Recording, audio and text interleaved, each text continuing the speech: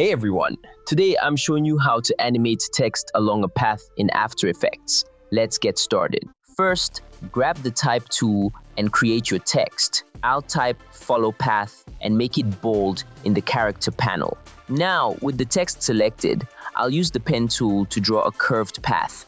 Click to create anchor points. Then hold Alt and drag on each point to make smooth curves.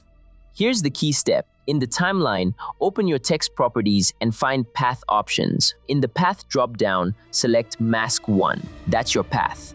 The text instantly snaps to follow it.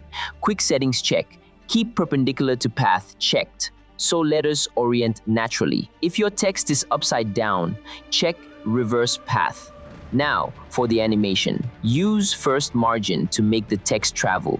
Set your playhead at the start. Decrease first margin until text disappears. Then click the stopwatch for a keyframe. Move forward in time and increase first margin until text reaches the other end. Want it more professional? Add motion blur by enabling it for both the layer and composition. Pro tip: try shape tools instead of pen tool. Ellipses create rotating text. Rectangles give sliding effects. That's it. Your text now animates along any path. Like and subscribe for more After Effects tutorials.